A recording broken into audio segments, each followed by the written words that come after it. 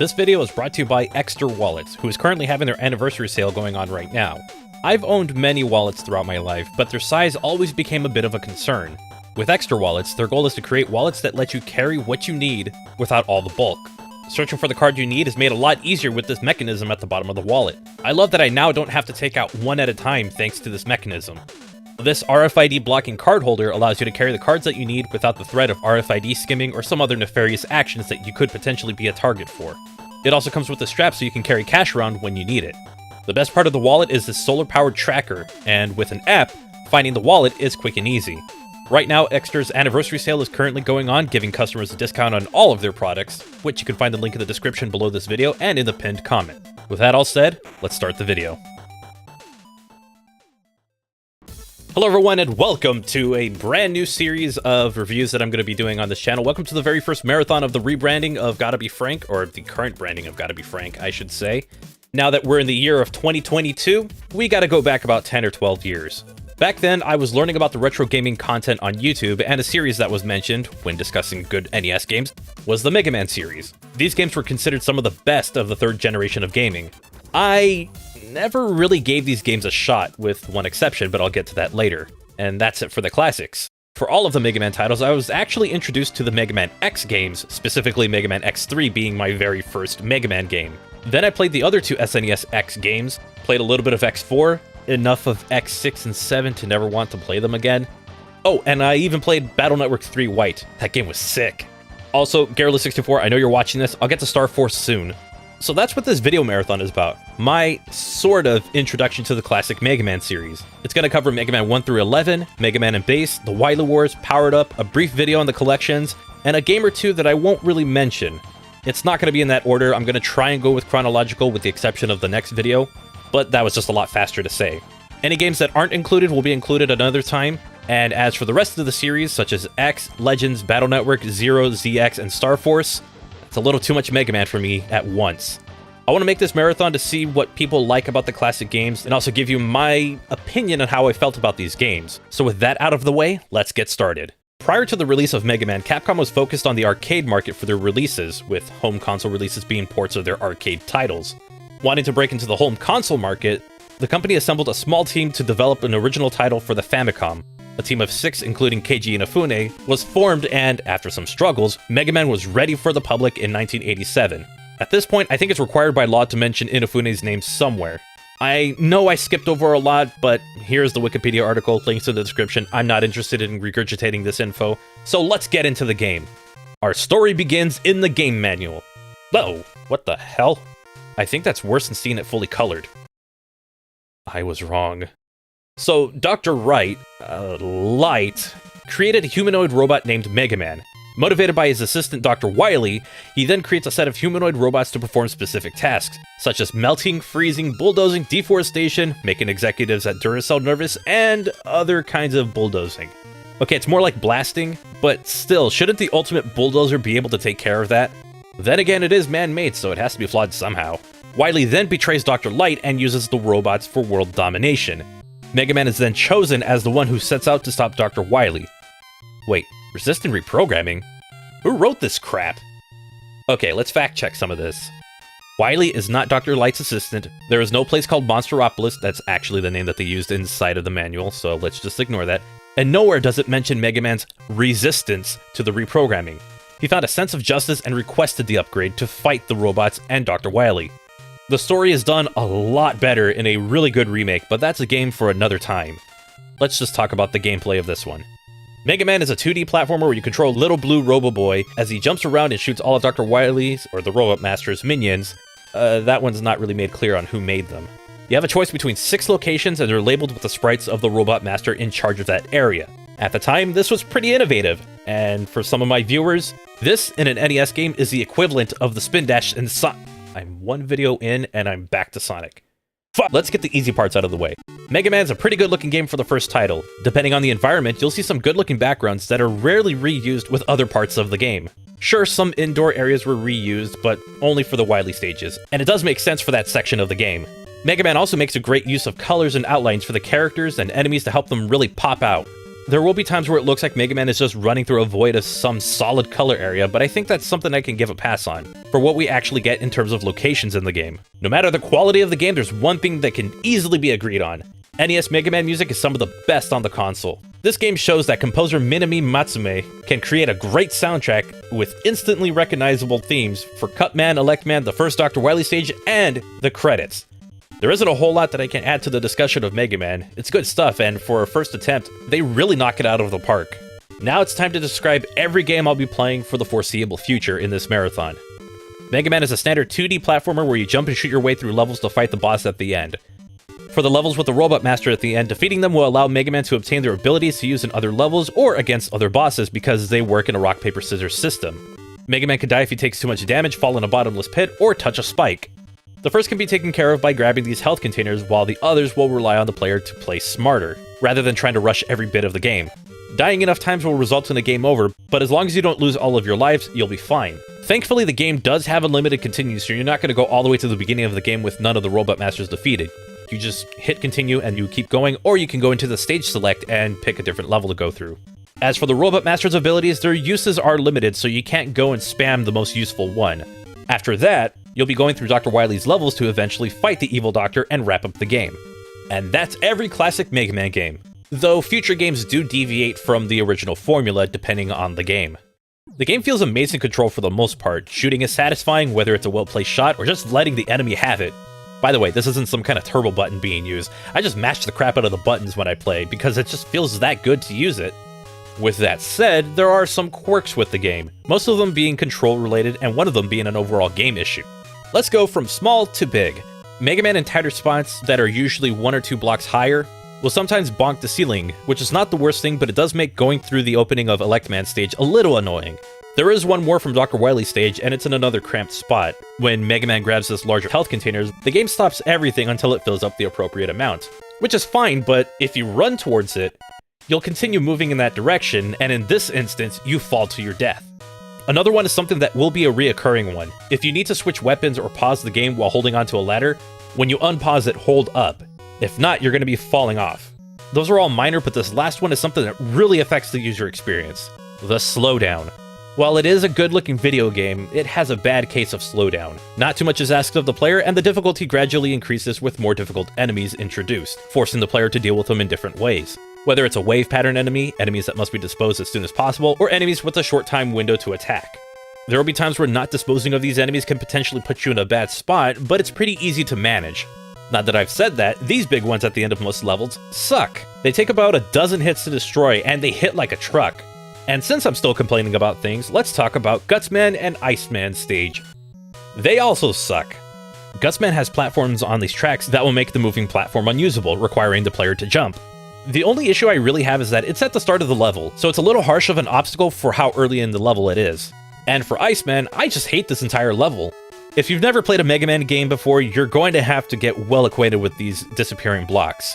They're pretty annoying to put up with, and they occupy 2 sections in this level. Following that are these flying enemies that act as platforms, which isn't too bad. All you gotta do is figure out when the next one gets close enough and make the jump when you need to. That is if they don't shoot projectiles as well.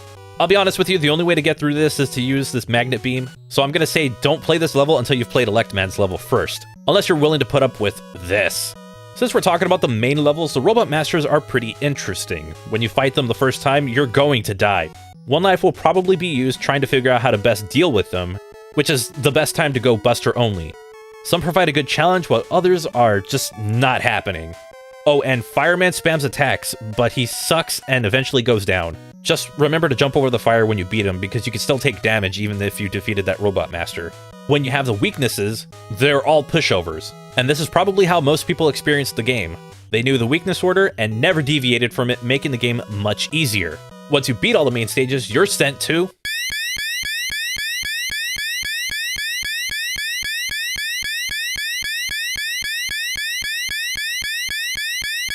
Here's where you'll be challenged on everything you know about the game. Once you get to the end of the first Wily stage, oh no. It's the Yellow Devil. This thing will move from one side of the screen to the other in small bits, forcing the player to dodge the body parts. Then the Yellow Devil provides an opening to get one shot in. And this is where I'm gonna come clean about my playthrough. I used the pause trick. If you don't know, pressing select will pause the game, rather than bringing up some kind of item menu. It has an interesting effect on the game where it allows an attack to do more damage to the enemy, and it works with more than just the Yellow Devil, which I'll get into later. Next is the fight with 2 of the Robot Masters. This is something we're going to be seeing going forward, but not in this iteration. In this level, we get Elect Man and Cut Man, but we finish a fight with a clone. Yeah, to stop Wily, we need to stop ourselves. It's a mini gauntlet where you'll need to restock your health and weapon energy to stand a chance. Also this. The copy robot's pretty easy to handle. Use Fireman or Elect Man's weapons for the highest possibility of hitting it, and you're golden. The next level is a lot easier. Water's going to be pushing you through to this boss that will rotate around the room. Bit of advice, Gutsman is his weakness, but don't use his ability at the start. As you deal damage to the CWU-01P, it moves faster. The Mega Buster should do well until it has around half health. This is where you start using Gutsman's ability. A quick side note, as I was researching the names of the enemies, it turns out the Firestorm works as well, so you learn something new every day. Once that fight is done, it's on to the final level, and welcome to Hell! Before we enter Hell, there's this bit that has the Ashichi. If you're not on your last life, you'll need to grab this because it recovers everything. Life energy, weapon energy, all restored. Now, the Boss Rush Part 2. Bomb Man, Fireman, Iceman, and Gutsman await Mega Man with no break in between or item to make the gauntlet more reasonable. I think if this was split into 2 levels, it would be doable, but there is no way somebody's going to go through 4 Robot Masters and 2 forms of Wily robots in one full life. Mega Man's not a very agile character, so dying before the end of the gauntlet is inevitable. Then you'll need enough lives to actually fight Dr. Wily. This is where I opted to use the pause trick again, and I regret nothing. I did, however, choose to fight Dr. Wily without the pause trick. Thanks to this big weapon energy refill, dying doesn't really mean the end. With the evil doctor down, Mega Man runs back to Dr. Light and his sister Roll, and the game is over. By the way, Mega Man has a sister named Roll. Thought I'd let you know that. Mega Man 1 is a pretty interesting first shot at a platforming game. It gets a lot right with the level design and most of the enemy placement, but it really suffers when it comes to the Dr. Wily levels, the jank of the physics, and the lack of recovery items that can be stored, making it harder to power through the last bit of the game. It's a little hard to recommend this game unless you're into archaic NES difficulty, but even though I didn't really care for this game as much, by the time I was done playing it, I was glad I actually went through it. I know there are a few re-releases and remakes that have some quality of life changes, but we'll get to those another time. Now it's on to the next game. Mega Man 2. That's better? The game that everyone interested in the NES library has played, including me. Around 2010 to 2011, I was hooked on retro gaming videos on YouTube, which motivated me to start my own channel and try the same thing. With the reason being that I grew up with some of these games. One of the franchises I never got into, like I said at the top of the video, was Mega Man. So I eventually booted up Mega Man 2 because it seemed like this was the must-play for any retro gaming enthusiast. I remember playing this through an emulator and, until the release of this review, was the only NES Mega Man game I've ever played to the end. How does this game fare now that I've decided to take a closer look at it? Let's find out. The story of Mega Man 2 exists, but the idea is the same. After his defeat at the hands of Mega Man, Dr. Wily created 8 more robots with the same goal as last time: world domination! Mega Man has to go through, defeat all 8 Robot Masters, then make his way to the evil Doctor's lair to defeat him. Similar setup as before. Mega Man 2 goes out of its way to show how much it has improved from the previous title, with an opening to one of the most iconic pieces of music to come from the NES.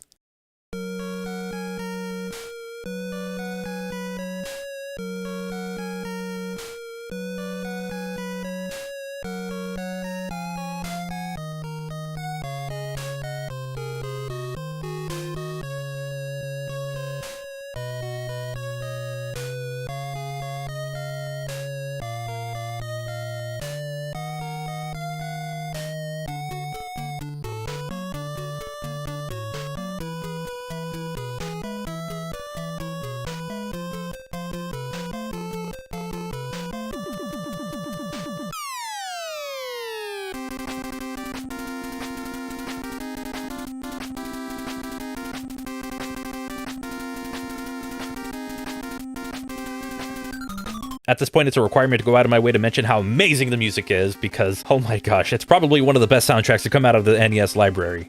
It's music that I can just go back and listen to over and over again. As for visuals, yeah, it's another huge improvement over what was done in the first game. With greater details and platforms in the foreground, the better looking backgrounds, and altering the look of a few items that would carry over to the rest of the 8-bit games. In the original Mega Man, there were times where it seemed like the player was running through a void of whatever solid color. This game rarely has these moments, unless the character is underwater or in a cave. Oh god, I forgot about this one. This one hurts. Although Mega Man 2 has improved visuals, it also loves to attack the player's eyes with this waterfall or the flashing near the end of the game. It's probably my only gripe with the visuals. Enemy design is pretty solid, though I might as well get this out of the way. Capcom used submitted designs for some of the in-game enemies in Mega Man 2. Search the Mega Man episode of Icons on YouTube, or boot up your copy of Mega Man Anniversary Collection, and you'll see how it looks going from a drawing to an in-game sprite. I don't really have much else to add, but it is really neat to see. Maybe if we were to see what the original illustrations were rather than the redrawn ones, that'd be fantastic. Just throwing that out there, Capcom. Now we can talk about playing the game. Everything from Mega Man 2 is carried over from the first game, but there are some improvements. First, we go from 6 Robot Masters to 8, which will continue through the rest of the classic series. Difficult sections of the game can now be a bit more bearable with the E-Tank. It's a health container. Most of these aren't reachable unless you use one of the 3 items. Instead of having to go to a specific point in one of the levels, they're unlocked after you beat specific Robot Masters. They're used as platforms but serve different purposes. One's a static platform, the other is a jet that helps through problem areas, and another is this thing. Still helpful, but I wonder who thought of this one. Since we're still talking about improvements, a password system has been included that will appear after beating a level or getting a game over. It makes sense because this is a longer game, and while I would prefer a save system with a battery, I think it works out here. If you want to save your progress, you just write down the password and you're good. If you want to start at the Wily levels without redoing the rest of the 8 stages, you can do that too. The level design has seen a bit of a challenge increase, I think. Again, I've played this game a lot, so I am aware of the obstacles, but this game does present a greater challenge with the platforming. With conveyor belts, flying platforms, and spiked ceilings will make the player learn how Mega Man's jump works, if you haven't done it already. The challenge of the first game was mostly due to the enemy placement, garbage gutsmen's moving platforms that aren't there anymore, and stupid disappearing blocks. Shit, they're back! Okay, while I think Mega Man 2 presents a better balance of platforming and dealing with these enemies, I think there are a few things that are pretty annoying to deal with as well, even with my numerous playthroughs. The disappearing blocks. Let me give you a bit of advice. Beat Airman before ever going to Heatman so you can use item 2 to cross this massive bottomless pit you can fall into when you fail the disappearing blocks. Speaking of Airman, these big things with spikes coming out the edges can easily be crossed with a little damage boosting. Unlike other spikes, these won't kill Mega Man if he stubs his toe on it. In Quickman stage, there is this laser section that is completely trial and error. To make it easier, you can stop time, but if you do know what's coming up, you can navigate the entire section without that weapon. Not only that, but Quickman is also weak to Flashman's ability, so you're gonna need it. And to jump the gun a little, in one of the Dr. Wily stages, the background is pretty misleading because the floor blends into it, which you can avoid by using Bubble Man's weapon for it. It took me a while to find that one because it leads into another issue. But before we get into that, I guess we can end the level design talk with a bit of positivity. Even with its faults, Mega Man 2's level design is still a big improvement over the original. It rarely feels like the level is intentionally designed to knock me into a pit or into spikes. Most of the sub-weapons are pretty situational with one exception, the Metal Blades. Their reputation speaks for itself. This has got to be one of the most busted weapons I've ever seen in a video game. It's a weapon that shoots in all 8 directions and uses next to no sub-weapon energy. For most enemies, it kills them with little effort. It even takes care of half of the Robot Masters, including Metal Man himself.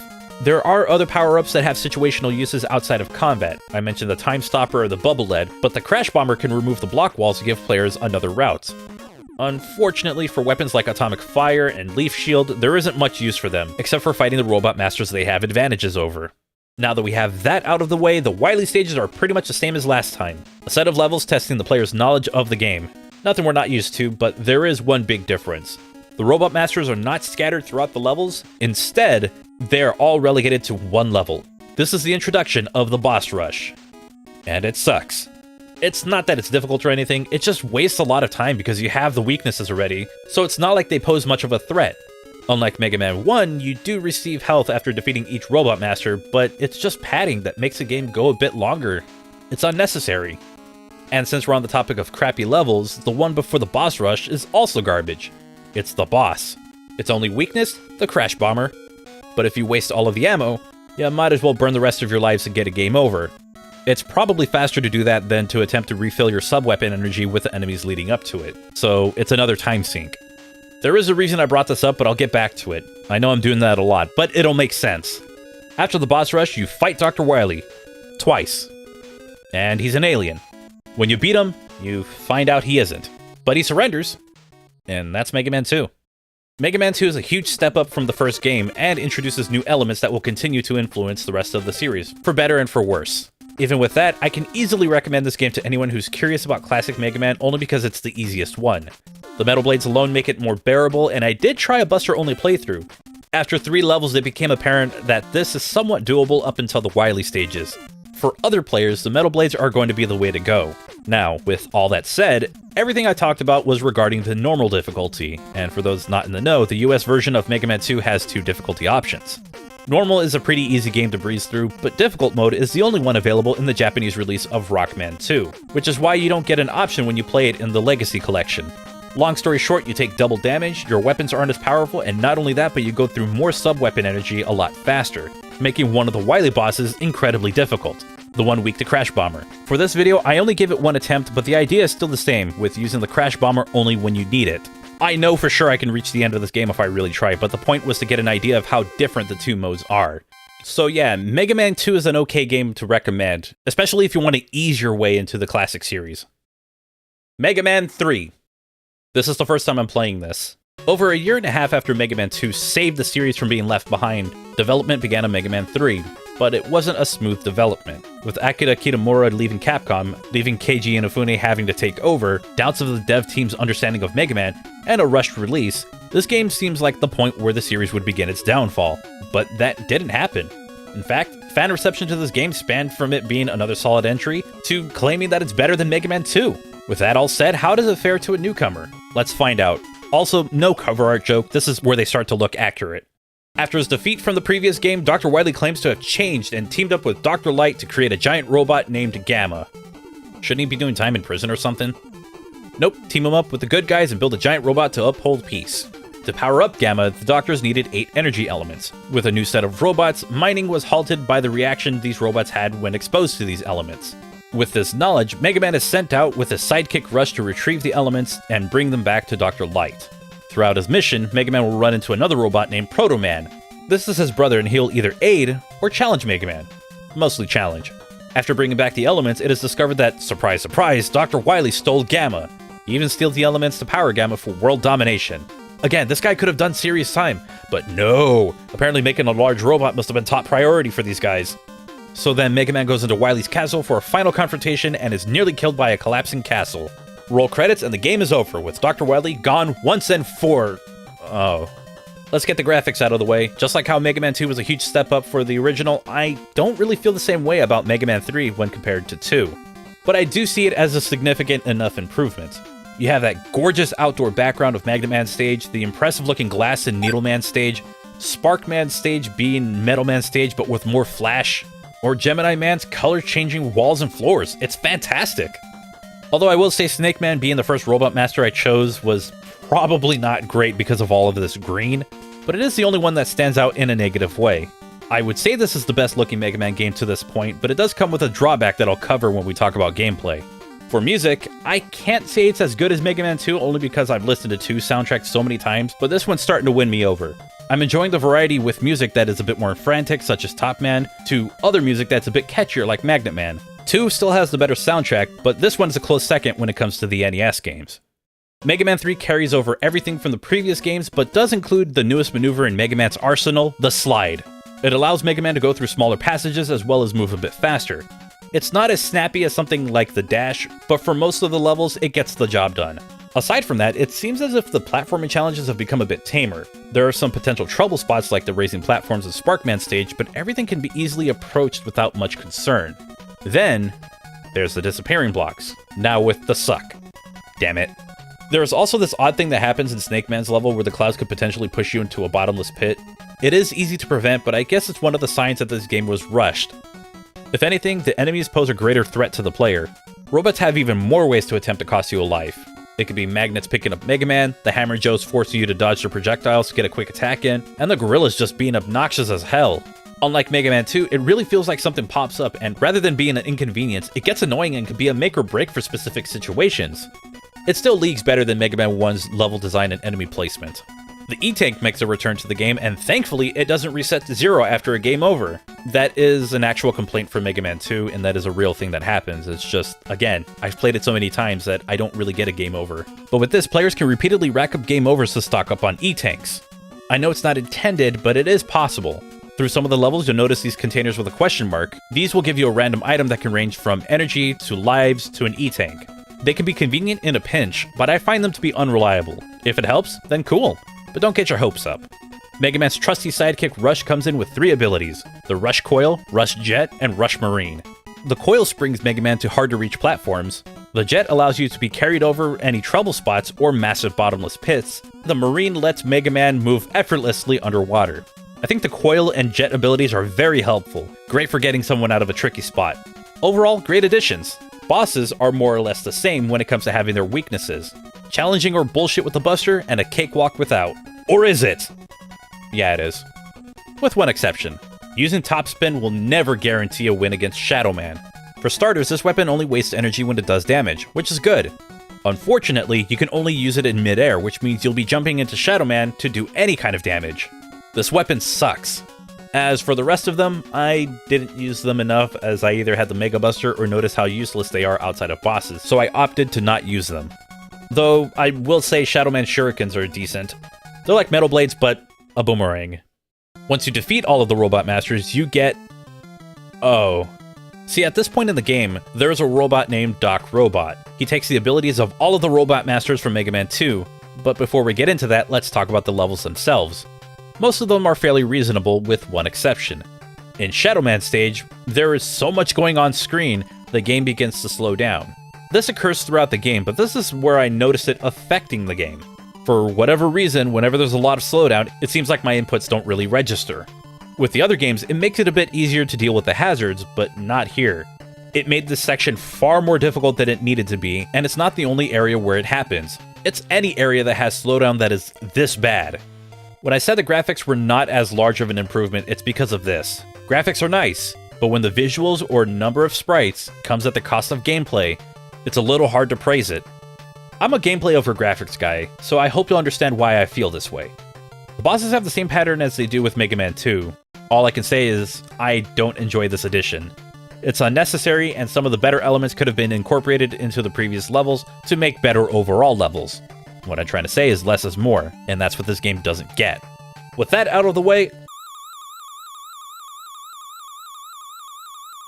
Oh, I forgot about the Wily Castle. So these aren't as bad as what I just went through, but it's really making the game feel like it's longer than it actually is. The first level has nothing I can really talk about. It's a fairly easy level with an easy boss. The second level is more of the same. The only difference is that we get a surprise guest, and it's not a rehash of a Mega Man 2 boss. It's the Yellow Devil. Great. With no pause trick in sight, all I can do is attempt to avoid the body parts and send a rocket punch when I can. Thankfully, the Yellow Devil gives the player enough time to send in 2 punches when it's vulnerable. It's still pretty annoying to fight, so I chose to go through my E-Tanks because there is no way that I'd be willing to redo this fight. The third one presented a decent challenge with blackouts and these moving platforms with spike pits. Feels good to have a decent challenge with platforming for once. Then there's the boss. There are these 3 clone Mega Mans, but only one of them is the real clone. In other words, I have to guess at which one will actually take damage. This is another annoying boss that led to a few lost lives. Now that those are taken care of, oh son of a bitch, the boss rush. Not surprised, not fun, moving on. The next level, whatever you do not waste these green capsules. This is in case you waste too much weapon energy. The Wily boss is in 2 phases, where phase 1 requires you to attack the machine when it moves on screen. It also has a big energy projectile moving in this looping pattern. It makes more sense when you look at it. Phase 2 requires you to attack when Wily lowers himself, as he flings little energy projectiles at you. Of course, Phase 2 is pretty tough, and I got close a few times. And this is where I admit that I cheesed the boss with the Rush Jet. After this fight, we defeat Dr. Y... Yeah, I totally didn't see that one coming. Ugh. Fine, I'm being a little dramatic because there's only one more boss to go, and it's against Gamma. I do appreciate the game giving you all the tools you'll need. By the way, this is also in 2 phases. Phase 1 makes you go up with the Rush Coil and Hard Punch until the head explodes and reveals Dr. Wily. Phase 2, oh my god, why? Remember that piece of shit Top Spin? Yeah, now you'll need to use it to hit Dr. Wily. Whether you hit him or not doesn't matter. When you hit the floor, a fist with spikes will come from the side, making it harder to come back. After the dread of having to use this crappy weapon, I eventually eke out a victory and the game is over. This took so many tries and it was just because of that top spin. It looks like Mega Man should be dead here, but gee, I wonder who saved him. And with that, Mega Man 3 comes to an end. Yeah, I did not enjoy Mega Man 3. It's not the difficulty at all, I've beaten harder games. It's the fact that the game waits to bring out some of the best parts of its level design with rehashed bosses, making the game take even longer. By the time I was at the Dr. Wily Castle, I was already tired of playing the game. And before you comment, yes, there is a password system, but Mega Man games can only be fun for so long before it starts to really be dragged out and feels like a padded out mess. The slowdown didn't do the game any favors, and some of the enemy placement is downright cheap. Is it better than Mega Man 2? Hell no! The downsides of 2 are not nearly as damning as the ones in this game. I'm not recommending this game unless you want to test in patience. Either by difficulty or padding, you can't pick your poison, you just get both, and that's it for Mega Man 3. I wanted to have a conclusion where I described my feelings towards these games, but it seems like I've already done that. I guess what I can say is that these games took me back with how well they can be made, how it can be improved, and how well it can easily be messed up through troubled development. They control well and can be fun once you get used to the trial and error BS, but there are too many issues holding them back. Hopefully Mega Man 4 through 6 can give me a better experience than what the first 3 did, but we'll need to wait a little longer before I get to that. I'm not done with these 3 games yet, because when we return to the classic Mega Man Marathon, I'll be returning to these games with the 16-bit remakes Mega Man: The Wily Wars on Sega Genesis. Until then, wish me luck. Thank you all so much for watching, it really means a lot. If you enjoyed it, feel free to share it around. Liking helps too, and if you're new to the channel and you want to see more, don't forget to subscribe and click the bell icon to get notifications. At this point, I want to thank all of the channel members at the $1 tier, their names are scrolling on the bottom of the screen, and the $5 tier members who get their names shouted out. They are Dork in a Hat, Tactical Discord, Martin YT Plays, Ultrasonic Hero, Clifford Longhead, and Ryan Rolfs over on Patreon. Thank you all for your extra support, it is greatly appreciated. And if you want to help support the channel with a monthly contribution, you can use the join button or the Patreon link provided in the description below. That is patreon.com/GottaBeFrank. You can also find me on social media. All of my links are down below as well: Twitter, Instagram, TikTok, and my Discord server. But most importantly, you can also find my Twitch TV page. That is twitch.tv/GottaBeFrank. Remove the E. Once again, I want to thank you all so much for watching. I hope you all have a wonderful and safe day, and I'll see you for the next part of the classic Mega Man Marathon. Until then, take care.